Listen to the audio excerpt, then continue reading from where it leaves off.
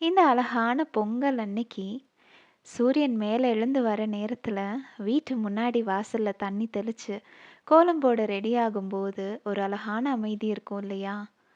அந்த அமைதி இந்த வீடியோ பார்த்துட்டு இருக்க எல்லாரோட வாழ்க்கையிலையும் என்னைக்குமே நிலைச்சு இருக்கணும்னு வேண்டிக்கிட்டு சூரியனுக்கு அப்படியே நன்றி சொல்லி, பூமிக்கும் நன்றி சொல்லி, உழவனோட உழைப்புக்கும் நன்றி சொல்ற விதமா இந்த பொங்கல் இருக்கும் அப்படின்றதோட இந்த வீடியோவை நான் ஸ்டார்ட் பண்ணுறேன்.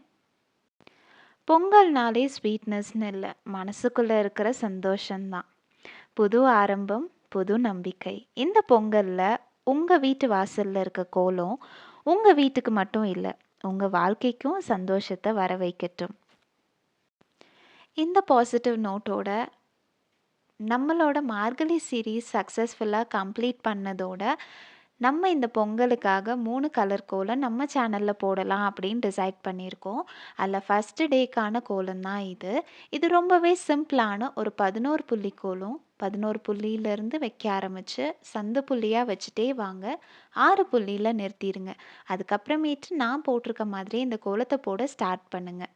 கோலம் போட்டுக்கிட்டே இன்றைக்கிக்கான பாசிட்டிவ் அண்ட் ஃபீல் குட் ஸ்டோரிக்குள்ளே நம்ம போகலாமா?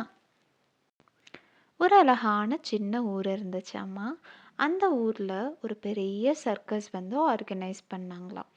அந்த காலத்துலலாம் பொழுதுபோக்கு அப்படின்னு பார்த்தீங்கன்னா சந்தை, சர்க்கஸ் இந்த மாதிரி அவங்கவுங்க ஊரில் நடக்கக்கூடிய சின்ன சின்ன ஈவெண்ட்ஸை தான் வந்து மக்கள் வந்து ரொம்பவே வரவேற்றுட்டு இருந்தாங்க. அந்த வகையில் அந்த சர்க்கஸில் பார்த்தீங்க அப்படின்னா எல்லா டைப் ஆஃப் அனிமல்ஸையும் அவங்க வச்சுருந்தாங்களாமா. எதுக்கு அப்படின்னு பார்த்தீங்கன்னா அந்த சர்க்கஸ்க்கு அவங்க ட்ரெயின் பண்ணி வச்சுருக்காங்க. ஸோ அவங்க வந்து ட்ரெயின் பண்ண ஈவெண்ட்ஸில் எல்லாத்துலேயும் ஒவ்வொரு அனிமல்ஸை வந்து அவங்க டிஸ்ப்ளே பண்ணுவாங்களாமா. அந்த மாதிரி அந்த சர்க்கஸ் முடிஞ்சு எல்லா விலங்குகளையும் ஒரு இடத்துல வந்து அவங்க கட்டி போட்டு வச்சுருக்கும்போது அதை வந்து பார்வையிடுறதுக்கு நிறைய பேர் வருவாங்களாமா. ஸோ அந்த வகையில் ஒருத்தருக்கு மட்டும் ரொம்பவே ஒரு சந்தேகம் இருந்துச்சாம். என்னன்னு பார்த்தா எல்லா விலங்குகளையும் சின்ன சின்ன ரோப்பில் வந்து அவங்க கட்டி போட்டு வச்சுருந்தாங்களாம். அவங்க என்ன கொடுக்குறாங்களோ அதை தான் வந்து அந்த விலங்குகள் வந்து சாப்பிட்டுட்டு வளர்ந்துட்டு வந்துட்டு இருந்துச்சாமா. அவர் வந்து கூட வந்தவங்க கிட்ட கேட்டாங்களாம், எப்படி இவ்வளோ பெரிய யானையை வந்து இப்படி ஒரு சின்ன கயிறில் வந்து கட்டி போட்டிருக்காங்க அப்படின்னு சொல்லி கேட்டாராம்மா. கூட இருந்தவர் சொன்னாராம், எனக்கும் அதே சந்தேகம் தான். இவ்வளோ பெரிய விலங்குனால இந்த ஒரு சின்ன சங்கிலியை வந்து பிச்சுட்டு போக முடியாதா? ஆ, எப்படி இது வந்து இந்த சங்கிலியிலேயே வந்து இங்கே அடைஞ்சு கிடக்கு அப்படின்னு சொல்லி பேசிக்கிட்டாங்களாம். இதை கவனிச்ச அந்த யானையோட பாகன் வந்து அவங்க பக்கத்தில் வந்து சொன்னாராம், ஐயா உங்களுக்கு இருக்க சந்தேகம் ரொம்பவே சரிதான். நீங்கள் வந்து கேட்குறது கரெக்டு. பட் நாங்கள் என்ன பண்ணோம் அப்படின்னு பார்த்தீங்கன்னா இந்த யானை இந்த சர்க்கஸ்க்குன்னு வரும்போது ரொம்ப சின்ன வயசாக இருந்துச்சு. அப்பயும் நாங்கள் வந்து இந்த யானையை இந்த சின்ன சங்கிலியில் தான் கட்டி போட்டு வச்சுருந்தோம்.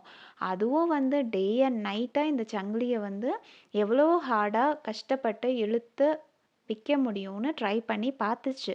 அது வந்து ஒரு பாயிண்ட்ல ரொம்பவே டயர்டாகி இனிமே இந்த சங்கிலி வந்து அந்து போகாது, நம்ம இதில் தான் கட்டி இருக்க போகிறோம், வாழ்க்கை பூரா நம்ம இதில் தான் இருக்கணும் அப்படின்ற முடிவுக்கு வந்துருச்சு. அதனால் அதுக்கப்புறம் அது ட்ரை பண்ணுறதையே டோட்டலாக விட்டுருச்சு. ஆனால் அது இப்போ வளர்ந்ததுக்கு ஒரு இழுத்தாலே அந்த சங்கிலி பிஞ்சிரும்ன்ற விஷயம் அந்த யானைக்கே தெரியாது.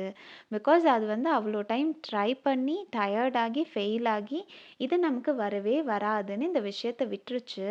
இப்போ அதோட வாழ்க்கை இப்படி தான் அதை அக்செப்ட் பண்ணிக்க ஆரம்பிச்சிருச்சு. அதனால தான் இவ்வளோ பெரிய யானை இவ்வளோ சின்ன சங்கிலிகளை வந்து நாங்கள் கட்டி போட்டு வளர்த்துட்ருக்கோம் அப்படின்னு சொன்னாரம்மா. இந்த கதையில வர மாதிரி தான் நம்ம வாழ்க்கையிலயும் நெறைய நேரம் இருந்திருக்குன்னு நீங்க ஃபீல் பண்றீங்களா? எனக்கு அந்த மாதிரி இருந்திருக்கு. நெறைய டைம் இன்னும் கொஞ்சம் ட்ரை பண்ணியிருந்திருக்கலாம் அப்படின்னு தோணும். நானும் ஒரு 100 வாட்டி ட்ரை பண்ணியிருப்பேன். சரி இது எனக்கு ஒர்க் அவுட் ஆகாதுன்னு நானே எக்ஸாஸ்ட் ஆயி அந்த விஷயத்த விட்டுருக்கேன். பட் மேபி இன்னும் ஒரு 1 ஸ்டெப் எடுத்து வச்சிருந்தா அந்த விஷயம் எனக்கு ஒர்க் அவுட் கூட ஆயிருக்கலாம். பட் நான் எக்ஸாஸ்ட் ஆனனால ஓகே நம்ம லைஃப் வந்து இப்படி தான் இருக்கும் அப்படின்னு நானே ஒரு கன்க்ளூஷனுக்கு வந்து நெறைய விஷயங்கள எக்ஸ்ப்ளோர் பண்றத நிறுத்தியிருக்கேன். அந்த மாதிரி உங்கள் லைஃப்லேயும் ஏதாவது இன்சிடென்ட்ஸ் இருக்கா அப்படின்னு நீங்களும் யோசிச்சு பாருங்க. அப்படி இருந்தால் இன்னும் ஒரு டைம் ட்ரை பண்ணி பார்க்கலாம் அப்படின்னு சொல்லி ஃபார் அ சேஞ்சாக இன்னும் வேறு ஏதாவது விதமாக ஒரு சின்ன எஃபர்ட் போட்டு அந்த விஷயத்த நீங்கள் ட்ரை பண்ணி பாருங்கள். மேபி நீங்கள் சீக்கிரமே கூட சக்சீட் ஆகலாம் அந்த விஷயத்தில். அந்த மாதிரி தான் எங்களுக்கும். இந்த யூடியூப் சேனல நாங்களும் ஒரு 7, 8 இயர்ஸா ஸ்டார்ட் பண்ணணும்னு நெனச்சு, நெறைய டைம் அட்டெம்ப்ட் பண்ணி, அதுக்கப்புறமேட்டு அது ஒர்க் அவுட் ஆகாம ஃப்ளாப் ஆகி, சரி இது வேண்டாம் அப்படின்னு விட்டுருக்கோம். இந்த டைம் சரி ஓகே, நம்ம வந்து ஒரு just give it a try மாதிரி பண்ணிடலாம் அப்படின்னு சொல்லி தான் இந்த ஸ்டெப் எடுத்து வச்சிருக்கோம். அதில சக்ஸஸ்ஃபுல்லாவும் இந்த மார்கழி சீரிஸ்க்கு நாங்க போடணும்னு நெனச்ச கோலங்கள் எல்லாம் போட்டு வீடியோவா போஸ்ட் பண்ணியிருக்கோம். எங்களுக்கான மாதிரியே ஒரு பாசிட்டிவ் சேஞ்ச் உங்க லைஃப்லயும் கூடிய சீக்கிரம் நீங்க ட்ரை பண்ணிட்டு இருக்க விஷயத்துல வரணும்னு நான் வந்து உங்களுக்கு விஷ் பண்ணிக்கிறேன்.